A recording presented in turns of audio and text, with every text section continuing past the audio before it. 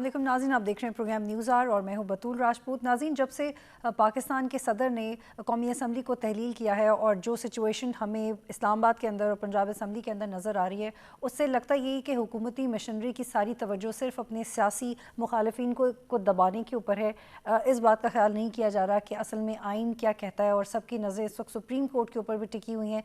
रोज़ ये इंतज़ार किया जाता है कि शायद आज की समाअत में मामला सिमट जाए, लेकिन आज फिर जो समाअत हुई थी वो मामला अब अगली समाअत तक चला गया है। लेकिन इस पूरी सूरत हाल में सबसे आम सवाल ये पैदा होता है कि इस वक्त क्या किसी की तवज्जो मौशी हालात के ऊपर भी है। कुछ फैक्ट्स हैं जो मैं आपके साथ शेयर करना चाह रही हूँ, फिर हम बाकायदा प्रोग्राम का आगाज़ करेंगे। ब्लूमबर्ग ने खबरदार किया कि पाकिस्तान के दिवालिया होने का ख़तरा है, और आमतौर पर इस तरह की रिपोर्ट्स आती रहती हैं, लेकिन they should be considered.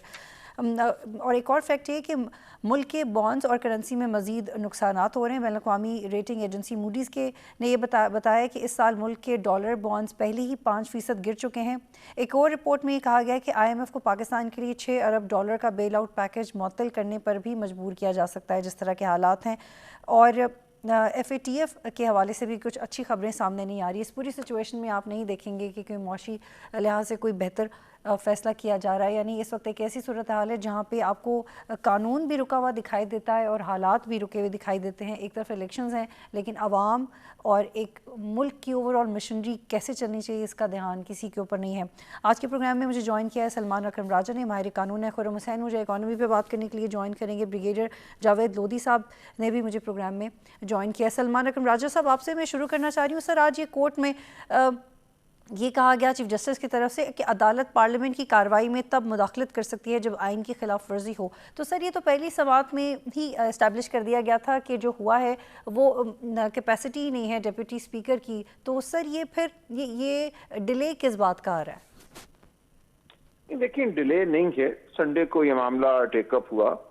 Notice करना ज़रूरी होता है। तमाम फ्रीकैन को बुलाना था, सदर मुमलिकत को, वज़ीर आज़म को, स्पीकर को। वो मंडे से कार्रवाई शुरू हुई। आज क्या दिन था? आज बुध था। ठीक है, 2-3 दिन अदालती कार्रवाई में लग जाते हैं। अटॉर्नी जनरल को भी सुनना है। ये कोई इतना तशवीशनाक मामला नहीं है। हाँ, ये ज़रूर बात है कि जो केयर टेकर गवर्नमेंट है उसके बनने के लिए जो वक्त है वो चल पड़ा है। वो 8 दिन में केयर टेकर गवर्नमेंट बनना होती है। ये ज़रूर है कि उस मुद्दत से पहले फैसला आ जाना चाहिए, क्योंकि अब जो 3 दिन का वक्त था जिसमें लीडर ऑफ द ऑपोजिशन को अपने नाम देने थे अबूरी वजीर आजम के लिए, वो वक्त गालिबन अब गुजर चुका है। अब अदालत उसमें तौसी करे अपने हुक्म में तो वो और बात है, लेकिन अगर अदालत इतवार का जो फैसला था, जो रूलिंग थी डिप्टी स्पीकर की, उसको करदम करार दे देती है तो हम वापस वहीं चले जाएंगे जहां हम थे, और फिर कोई अबूरी हुकूमत कायम करने की जरूरत पेश नहीं आएगी। तो इस हवाले से एक जल्दी की जरूरत तो है, लेकिन अदालती अमल को शफाफ होना चाहिए, हर एक को मौका मिलना चाहिए। आज जो बहस हुई बज़ाहिर कोई खास पेशकदमी नहीं हो सकी। जो गुफ्तगू आज होती रही वो यही आर्टिकल 69 के हवाले से कि हमें मुकम्मल तहफ़्फ़ुज़ हासिल है, अदालत देख नहीं सकती। लेकिन बहरहाल इन बातों को सुनना होता है, और कल अटॉर्नी जनरल साहब को सुना जाएगा, और मेरा ख्याल है कल अब हमें तवक्को रखनी चाहिए कि फैसला आ जाएगा। सलमान साहब, इस हवाले से भी अपनी राय दीजिएगा कि ये भी कोर्ट में डिस्कस हुआ कि जो पंजाब असम्बली में हो रहा है क्या वो भी टेकअप किया जाना चाहिए। तो उन्होंने कहा कि उस मामले में फ़िलहाल हम बात नहीं करना चाहते, लेकिन आपके मुताबिक क्या ये दोनों मामला साइड बाय साइड डिस्कस होने चाहिए? देखिए, अदालत चूंकि अब एक मामले में एक तरह से मसरूफ है, जुटी हुई है, उन्होंने इसीलिए ये सवाल भी किया कि आप लाहौर हाई कोर्ट क्यों नहीं गए। हाई कोर्ट को भी वही इख्तियारात हासिल हैं जो सुप्रीम कोर्ट को हासिल हैं, ताकि 2 अदालतों में एक वक्त में ये मामला चल सके। लेकिन ये ऐन मुमकिन है कि कल अगर फैसला हो जाता है इस मामले का, स्पीकर की रूलिंग का, तो वो फिर पंजाब असेंबली के मामले को भी देखें, क्योंकि वहां जो हो रहा है वो भी उसी नौइयत का खिलवाड़ है जो हमने कौमी असेंबली के साथ देखा। अच्छा, ये भी कहा गया कोर्ट के अंदर कि रूलिंग किसी फाइंडिंग पर थी और इसके पीछे कोई बैकग्राउंड नज़र आता है, और बाद में फिर चीफ जस्टिस ने खुद कहा कि इसका क्या बैकग्राउंड हो सकता है। इसकी आप क्या वजाहत करेंगे? देखिए, 2 बातें हो सकती है ना। एक तो ये कि जो डिप्टी स्पीकर साहब थे वो हुकूमती जो मनसूबाबंदी थी, या उसको आप चाल कह लें, उसका हिस्सा बन गए, जबकि आइन के तहत उनको गैर जानिबदार रहना था। एक तो बैकग्राउंड ये है कि कैसे उन्होंने आनन फानन ये रूलिंग दे दी, लिखा हुआ एक कागज वो अपने साथ लाए थे। तो ये बात बजाते खुद जो है उनकी रूलिंग को न सिर्फ मशकूक मेरी नजर में करदम बना देती है, اپنے حلف سے بالکل اس کی خلاف ورزی کر کے انہوں نے یہ عمل کیا، حکومتی ایک منصوبے کا وہ حصہ بنے. ایک تو یہ بیک گراؤنڈ ہے اس رولنگ کا. دوسرا بیک گراؤنڈ وہ ہے جو سازش کی بات کی جا رہی ہے. کیا اس سازش کے حوالے سے کوئی شواہد تھے جو ڈپٹی اسپیکر کو عدالت پیمان سے باہر، پارلیمان سے باہر دے دیے گئے اور وہ ان شواہد کی بنیاد پر فیصلہ کر کے آئے تھے؟ تو جو بھی صورتحال ہے اس کو عدالت کے سامنے واضح کرنا چاہیے حکومتی وکلاء کو، لیکن وہ نہیں کر پا رہے یا نہیں کرنا چاہ رہے. ٹھیک ہے، اس پہ مزید بھی بات کریں گے. بریگیڈیئر جاوید لودھی صاحب کو شامل کروں گی. بریگیڈیئر صاحب، اس وقت ایک ایکسپیکٹیشن سیکیورٹی اداروں سے بھی ہے کہ وہ اس پہ کیا موقف اختیار کرتے ہیں. ایک موقف اختیار کیا گیا ہے، لیکن پھر بھی وضاحت کیجیے گا کہ جو رول ادا کیا جا رہا ہے، کچھ معاملوں پہ خاموش رہ کے، کچھ معاملات پہ کیلکولیٹڈ اسٹیٹمنٹس دے کے، یہ this is what is required. What do you think?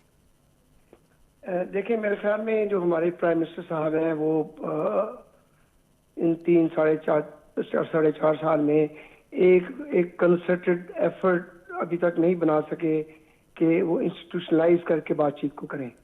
وہ ہمیشہ ایک سیاسی بیان کی طرح ایک بات کو کر دیتے ہیں. ابھی جو انہوں نے بیانیہ بنانے کے جس چیز کو لیا ہے، یہ ڈپلومیٹک نارمز کے بہت اگینسٹ ہے. مطلب اس کو آؤٹ سائڈ آر کنٹری اور ڈپلومیٹک جو کوریڈورز ہیں وہاں پر اس چیز کو بڑا برا محسوس کیا جا رہا ہوگا. مطلب آپ اسی طرح ہے کہ ایک مینرز کی بات ہوتی ہے جب بات کرنی ہوتی ہے، وہ ان کو ایک سیاسی فیلڈ میں لے کے آ گئے ہیں.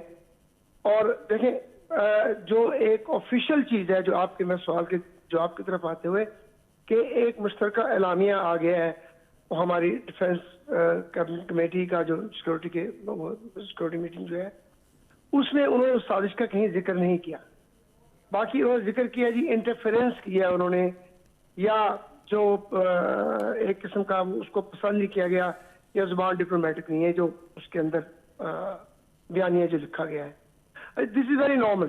تو میں نے گورنمنٹ سرکل میں رہا ہوں، منسٹری آف انٹیریئر میں 6-7 سال گزارے ہیں اور باہر بھی میٹنگ میں جانے کا موقع ملا ہے. اچھا، یہ بڑا نارمل ہوتا ہے کسی بھی ملک میں اندر. جیسے ہم چائنا کے بارے میں آپ نے سنا ہوگا، امریکہ کہتا ہے جی آپ کے جو وہ ہیومن رائٹس ہیں وہ ٹھیک نہیں ہے، یا آپ نے فلاں جگہ ہیومن کنٹرول جب کیا تو اس میں آپ نے غلط فورس استعمال کی.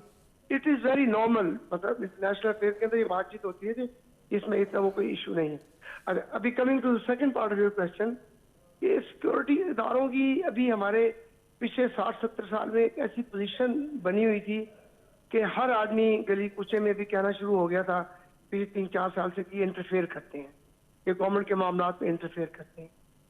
تو میرے خیال میں ان کو وہ شائنس آ رہی ہے جس کی وجہ سے وہ ابھی اس طرح آؤٹ فرنٹ آ کے بیان نہیں دے رہے کہ جی وہاں پر کیا بات چیت ہے. شائنس، اچھا شائنس کہہ لیں یا مطلب جو پچھلے 3-4 سال سے 5 سال سے 10 سال سے چلا ہوا ہے. لیکن میں ذاتی میرے خیال میں کوئی مذائقہ نہیں ہے اس میں اگر آئی ایس پی آ کے وہی جو بیان ہے وہ جو بعد مشترکہ اعلامیہ اسی کو پڑھ دیں کہ جی یہ مشترکہ اعلامیہ ہے، اسے آپ خود اخذ کر لیں یا عوام کچھ بھی اخذ کر لیں. تو اس سے میں کوئی حرج کوئی نہیں ہے اگر اس کے اس بیان سے ایک جو پولیٹیکل کرائسس ہے یا ڈپلومیٹک کرائسس ہے یا کوئی اگر عدالت کے ذہن میں کوئی ایسی چیزیں ہیں کہ وہ ان سے سننا چاہتے ہیں وہ سیٹسفائیڈ ہو جائے.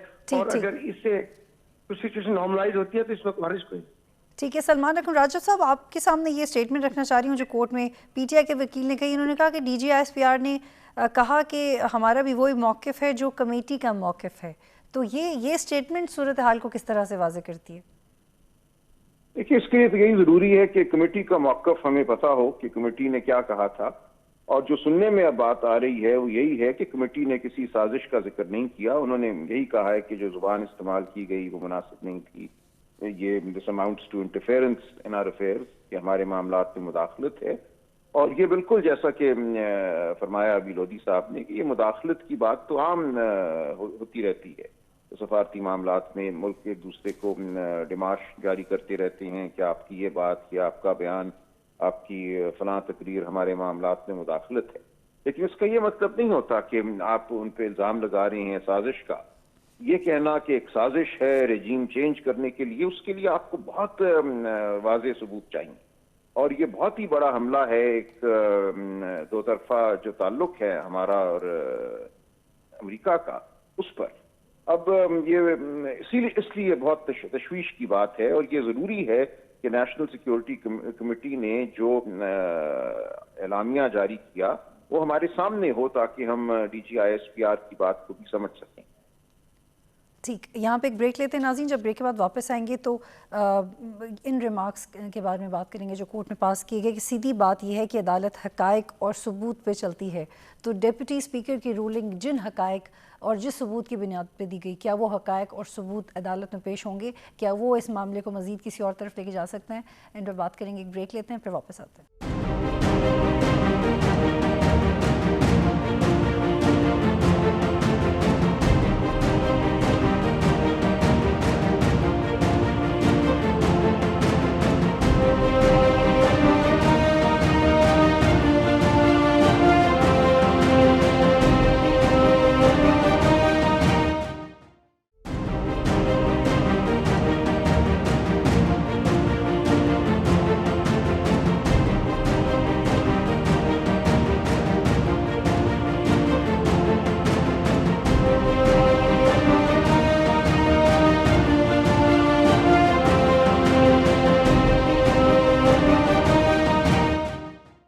پروگرام میں خوش آمدید ناظرین. ہم ڈسکس کر رہے ہیں کہ آج چیف جسٹس نے کہا ہے کہ اس معاملے میں آنے والے وقت میں ہوپ فلی سیدھی بات کا پتہ لگانے کے لیے ثبوت کی بھی ضرورت ہے اور حقائق کی بھی. سلمان اکرم راجہ صاحب، آپ یہ بتائیے گا کہ جس نوعیت کے ثبوت دینے کی ضرورت پڑ سکتی ہے، آپ سمجھتے ہیں کہ وہ آسانی سے جمع بھی ہو جائیں گے، پیش بھی کیے جائیں گے اور ان کی ضرورت بھی پڑ سکتی ہے؟ چاہیے ہوں گے. انہوں نے صرف اب یہ دیکھنا ہے کہ جو اسپیکر نے رولنگ دی اس کے پاس کیا جواز تھا اس کا، بلکہ اس کا اختیار کیا تھا. کیا اس کو ایسا کوئی اختیار آئین اور رولز کے مطابق تھا کہ جب ایک تحریک کی لیو جسے کہتے ہیں لیو گرانٹ ہو گئی تھی، یعنی کہ leave to move the resolution had been granted, اس کے بعد وہ کیسے اس معاملے کو روک سکتا تھا؟ ووٹنگ والے دن اس کا کام صرف اور صرف ووٹنگ کرانا تھا. اس کے پاس ایسا کوئی اختیار نہیں تھا کہ وہ رولنگ دے کے ووٹنگ کو روک دے اور تحریک کو ختم کر دے. یہ بنیادی قانونی نقطہ ہے عدالت کے سامنے اور اس کے لیے کوئی کسی گواہی شہادت کی ضرورت نہیں ہے. ایک چیز جو اس کے اختیار ہی میں نہیں تھی، وہ کچھ بھی گواہی شہادت ہو وہ نہیں ہو سکتی. اور یہ بات بھی ظاہر ہے کہ اگر کوئی معاملہ تھا، کوئی اس کے پاس جواز تھا، کوئی مواد تھا، تو اب تک وہ عدالت کے سامنے پیش ہو جانا چاہیے تھا. کچھ بھی پیش نہیں ہوا. لہٰذا یہی ہوگا کہ عدالت اب آئینی جو نقطہ ہے اس کا فیصلہ کرے گی کہ کیا اسپیکر کے پاس اس طرح کی رولنگ دینے کا اختیار تھا جس کے نتیجے میں ایک تحریک جس پہ ووٹنگ ہونی ہے، تحریک عدم اعتماد، وہ ووٹنگ سے عین پہلے اس کو کالعدم قرار دے دیا جائے. ٹھیک ہے. بریگیڈیئر جاوید صاحب، آپ بھی اپنی رائے اسی پہ دیجیے گا کہ یہ ایک، آپ تو کہہ رہے ہیں کہ یہ بہت نارمل کمیونیکیشن تھی، لیکن پھر بھی اگر یہ سمجھ لیا جائے کہ اگر وہ اس اعلامیے پہ مزید بات ہوتی ہے اور کچھ ثبوت مانگے جاتے ہیں، تو آپ سمجھتے ہیں کہ یہ کوئی نیشنل سیکیورٹی کا میٹر بن سکتا ہے جو تھوڑا سینسٹیو ہو اور یہ پھر پرولونگ کر سکتی ہے پوری سچویشن؟ یا آپ کو لگتا ہے کہ یہ صرف باتوں کی حد تک ہے، یہ ثبوت کی بات اور صرف آئینی پہلوؤں کو مد نظر رکھتے ہوئے معاملہ سمٹ جائے گا؟ بطول اگر یہ ایسا نیشنل لیول کا کوئی کرائسس ہوتا کہ ملک ہمارے ملک میں انٹرفیئرنس کر رہا ہے، تو اس سے پہلے تو ہمارے سیکورٹی ادارے اپنے طور پر اس کا نوٹس لیتے اور گورنمنٹ کو انفارم کرتے تھرو پراپر چینل کے لیے یہ ہو رہا ہے، تو we have to take guards on this. اور اگر واقعی یہ معاملہ سیریس ہوتا، اپوزیشن کو بھی ان کانفیڈنس لیا جا سکتا ہے کہ جی یہ ملک پلے اپ کر رہے ہیں ہمارے ساتھ، ہماری جو موجودہ ڈسپنسیشن ہے یا رجیم ہے اس کی وجہ سے، تو آپ لوگ بھی تھوڑا احتیاط کے ساتھ ان کو بھی، اور اپوزیشن ہو یا باقی اور ایم این ایز ہو یا کوئی بھی پارٹی ہو، اگر ان کو بتا دیا جاتا کہ جی یہ فلاں ملک ہمارے معاملات میں انٹرفیئر کر رہا ہے ٹو دیٹ ایکسٹینٹ کہ وہ رجیم چینج کرنا چاہتا ہے، تو وہ جو ہے اپوزیشن بھی یہ قدم نہ اٹھاتی، جو they could always give more time to this regime اپنے پولیٹیکل اسکور سیٹل کرنے کے لیے. باقی آگے ثبوت کی بات ہے. جب جو ملک اس قسم کا کام کرتے ہیں جی چھوٹے ملکوں کے اندر، وہ پھر اس کے ثبوت نہیں ہوتے ہیں. وہ that is very difficult job کہ جی آپ جا کے ثبوت ڈھونڈیں کسی اور ملک میں، وہ ہمارے ملک کے خلاف کام نہیں کرتے. یہ ایک ایولیوشنری پروسیس ہوتا ہے کہ کسی ملک میں آپ نے انٹرفیس کرنی ہے، کوئی اس کا مائنڈ سیٹ چینج کرنا ہے، یا آپ نے جو ایک گورنمنٹ لگاتار آ رہی ہے, یہ ہوتا ہے ڈکٹیٹوریل ملک کے اندر. فار ایگزامپل ہمارے ملک کی ڈکٹیٹرشپ 20 سال سے چل رہی ہے, اور وہ جو گورنمنٹ ہے وہ کسی بڑے ملک کو اس کے جو کچھ اس علاقے میں انٹرسٹ ہے اس کو پورا نہیں کرنے دے رہی, تو اس کے خلاف وہ ایک پرپیچوئل گیم کرتے ہیں. ایسے نہیں کہ پیسے بڑھائے گا نہیں تم لوگ کو چینج کر اس کو. جی جی, یعنی کہ عمران خان کے پاس تو خط 7 مارچ کا آ گیا تھا نا, تو تبھی وہ یونائٹڈ نیشنز کی قراردادوں کی بیس پہ ICJ میں جا کے کلیم کر سکتے تھے, لیکن انہوں نے نہیں کیا. میں آپ کو یہاں پہ روکوں گی. سلمان اکرم راجہ صاحب پلیز یہ سمجھائیے گا کہ اس وقت جو قومی اسمبلی کے بعد صورتحال پیدا ہوئی اور جو پنجاب اسمبلی میں وہ تو سامنے ہے, لیکن KPK اسمبلی میں اور بلوچستان اسمبلی میں خاموشی ہے. KPK اسمبلی نہیں توڑی گئی, بلوچستان میں بھی PTI اپنے اتحادیوں کے ساتھ ہے. عام طور پہ ایسی اب نارمل سچویشن میں آئین کیا کہتا ہے کہ عام طور پہ ایسا ہوتا ہے یہ جو جس طرح سے 2 اسمبلیاں چل رہی ہیں 2 نہیں چل رہی, یہ کیا صورتحال ہے؟ نہیں, یہ بالکل ممکن ہے, آئین میں کوئی اس پہ بندش نہیں ہے. اگر ایک اسمبلی یا 2 اسمبلیاں توڑ دی جاتی ہیں تو اس کا یہ مطلب نہیں ہے کہ باقی اسمبلیوں کو بھی توڑنا ضروری ہے. وہ اپنی مدت پوری کر سکتی ہیں. اسمبلیوں کے الیکشن جو ہیں وہ مختلف سالوں میں ہو سکتے ہیں. تو یہ آئین کے مطابق اس میں کوئی انہونی بات نہیں. لیکن آپ ایکسپیکٹ کیا کریں, جو 8 دن کی ڈیڈ لائن سمجھی جا رہی ہے, اس کے اندر آپ سمجھتے ہیں فیصلہ بھی آئے گا اور نگراں سیٹ اپ کی طرف بھی ایک پروسیس شروع ہو جائے گا؟ دیکھیں, اگر تو فیصلہ یہ آیا کہ رولنگ ڈپٹی اسپیکر کی کالعدم تھی تو پھر تو نگران سیٹ اپ کی کوئی ضرورت نہیں رہے گی. پھر تو پارلیمان بحال ہوگی اور پارلیمان نیشنل اسمبلی کے اندر ہی اگر تحریک عدم اعتماد کامیاب ہو جاتی ہے تو نئے وزیر اعظم کا انتخاب ہو جائے گا. پھر کسی نگران سیٹ اپ کی ضرورت نہیں رہے گی. ٹھیک ہے, بہت شکریہ. لیکن maybe I think is he gone Salman Akram Raja Sahab? بتائیے. جی سلمان صاحب, اگر پھر نگراں سیٹ اپ کی ضرورت نہیں ہے تو پھر کیا PTI اپنا جو ٹینیور ہے وہ پورا کرے گی؟ مطلب اگر عمران خان نہیں, پھر اگر دیکھیں اگر وہ اپنی اکثریت کھو بیٹھے ہیں عمران خان صاحب, اگر تحریک عدم اعتماد کامیاب ہو جاتی ہے تو پھر اپوزیشن ظاہر ہے اپنا کوئی وزیر اعظم منتخب کرے گی نا. ٹھیک, لیکن وہ ٹینیور جو باقی ہے وہ پورا کیا جائے گا. ٹھیک ہے, بہت شکریہ. سلمان اکرم راجہ صاحب ہمیں جوائن کر رہے تھے اور بریگیڈیئر جاوید لودھی ہمیں اپنا پوائنٹ آف ویو دے رہے تھے. میرے ساتھ خرم حسین صاحب موجود ہیں, ان سے ہم اکانومی کے سائڈ پہ بات کریں گے اور ان سے پوچھیں گے کہ اس وقت حکومت کی توجہ کن معاشی امور پہ ہونی چاہیے. ہر صورت وہ کون سے امور ہیں جو نظر انداز نہیں کیے جا رہے, لیکن ہمیں ٹیلی ویژن اسکرینس پہ یہی لگ رہا ہے کہ شاید اس کی ان پہ کسی کی توجہ نہیں. ایک بریک لیتے ہیں, پھر واپس آتے ہیں.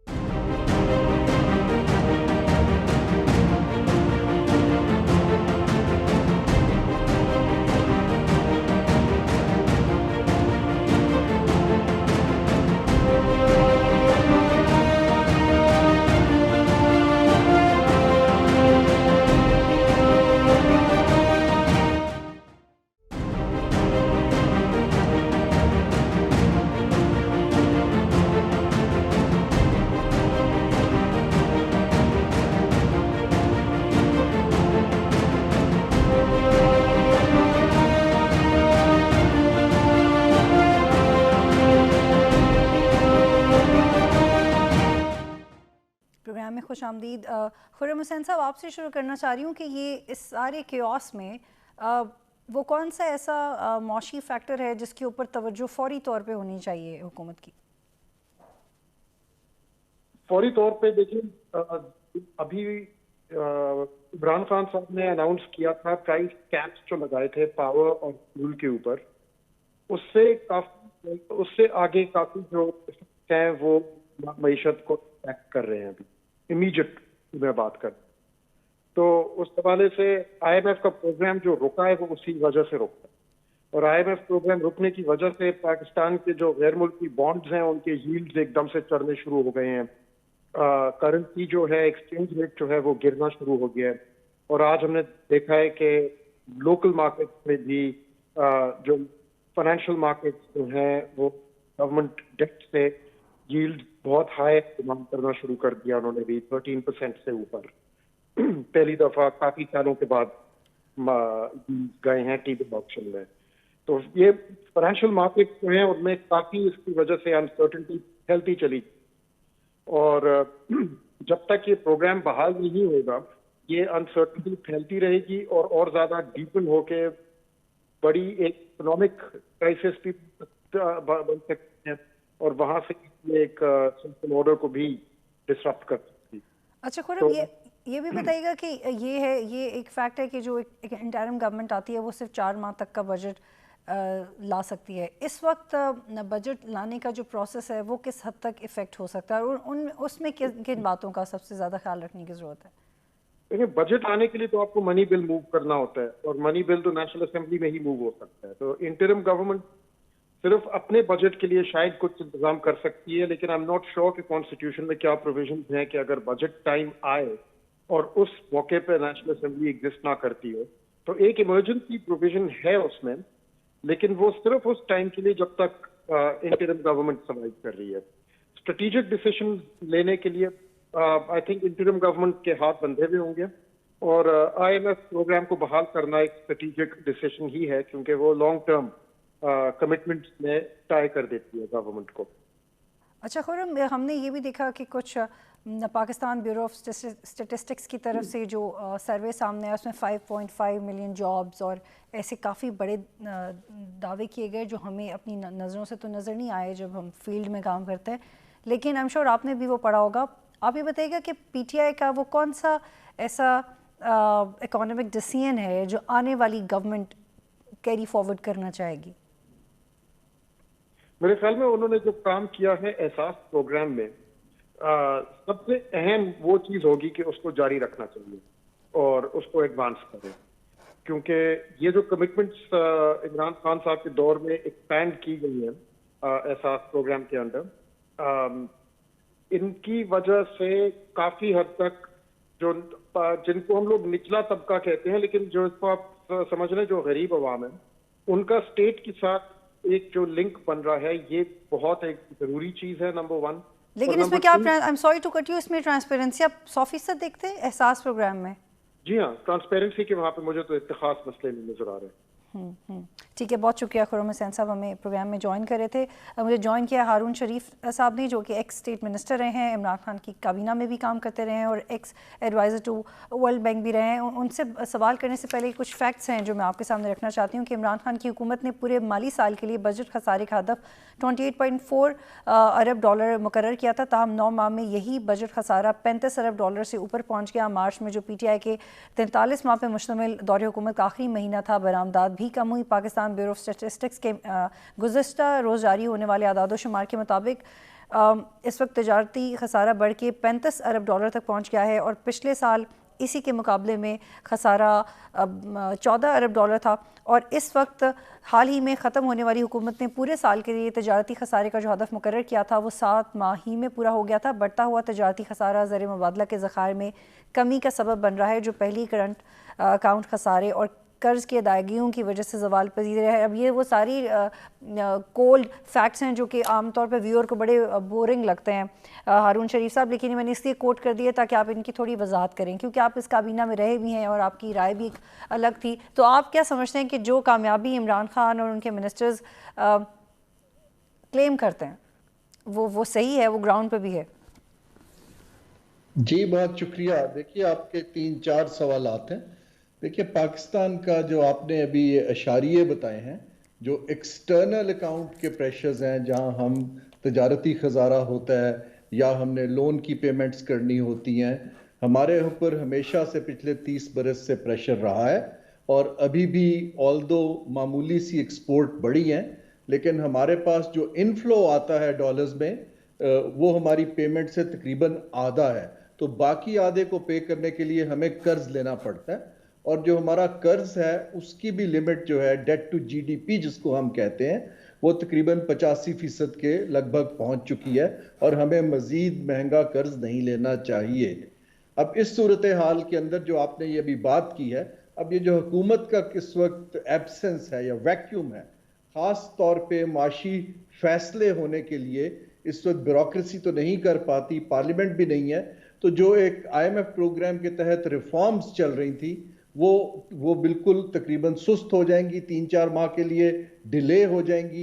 मैं ये वजाहत करता जाऊं, जैसे खुर्रम कह रहे थे, प्रोग्राम सस्पेंड नहीं हुआ है, लेकिन प्रोग्राम की जो निगोशिएशन हो रही थी ट्रांच की डिसबर्समेंट के लिए, उसमें तअत्तुल आ गया क्योंकि काउंटर पार्ट सियासी तौर पर इस वक्त मौजूद नहीं है और ये फैसले करने पड़ेंगे ताकि हमें कुछ इनफ्लो अगर IMF का आता है تو یہ ایکسٹرنل جس کو ہم ڈالرز کا پریشر کہتے ہیں وہ کچھ کم ہوگا، ورنہ مشکلات میں اضافہ ہو جائے گا۔ جہاں تک پی ٹی آئی کی حکومت کا تعلق ہے، دیکھیے انہوں نے جو بھی حکومت الیکشن کے موڈ میں آ جاتی ہے وہ پاپولسٹ ڈیسیشنز کرتی ہے، پاپولسٹ ڈیسیشن سے سپینڈنگ کرتے ہیں، بجٹ کا خسارہ بڑھ جاتا ہے۔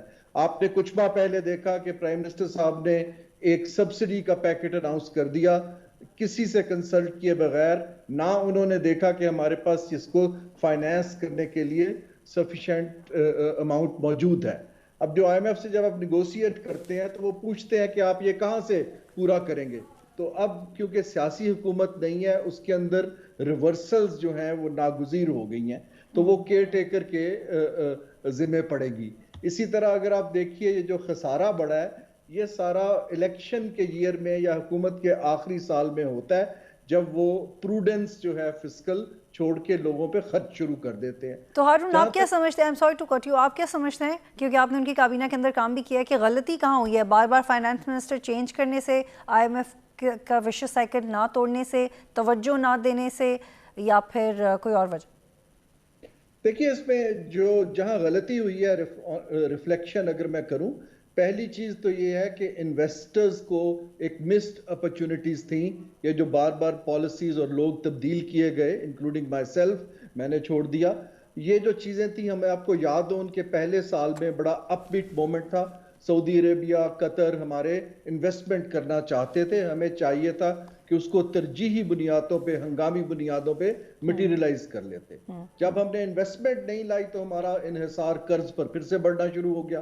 آئی ایم ایف کے پروگرام کے اندر ہم نے ڈیلے کیا، اور جو کوئی بھی سیاسی حکومت کو اس وقت چاہیے تھا کہ اصلاحات پہ کام کرتی، نہ کہ اسی سوچ میں ٹائم ضائع کر دیتے کہ فنڈ پروگرام میں جانا ہے یا نہیں جانا ہے۔ وہ وال پہ لکھا ہوا تھا کہ ہمارے اوپر اتنا پریشر ہے کہ ہمیں جانا ہے۔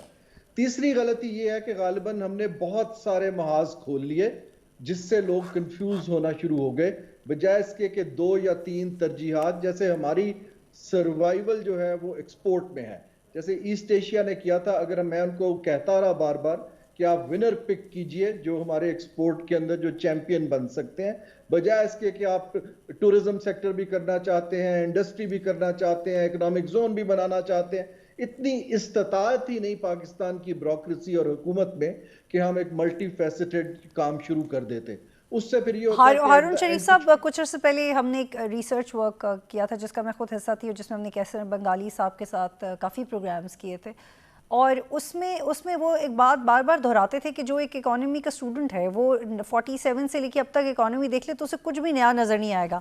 ہم ہر سال یہ سوال اٹھاتے ہیں کہ اس میں ووٹر کے لیے کیا ہے، لیکن ایکچولی یہ وہی آئی ایم ایف کی سائیکل ہے جس کا ہم شاید 20 سے زائد بار حصہ بن چکے ہیں۔ ہم نے کبھی کوئی متبادل معاشی راستہ اختیار کرنے کا دیا ہی نہیں ہے، شاید ہم اس کا ہوم ورک نہیں کر سکتے، یا کیا وجوہات ہیں؟ آپ بھی اس بات سے ایگری کرتے ہیں؟ کیونکہ ہمیں ہر سال لگتا ہے کہ یہ ایک نئے اکانومک انڈیکیٹرز ہیں، یہ نئی بحث ہے، اس سے لوگوں کے لیے کچھ نیا نکلے گا، لیکن یہ تو وہی پرانا اسٹرکچر ہے جس کے اوپر ہم فیصلے کرتے ہیں، اور پھر اسی طرح کے مسائل لوگوں کو سامنا کرنا پڑتا ہے جیسے وہ پچھلے 50 60 70 سال سے کر رہے تھے۔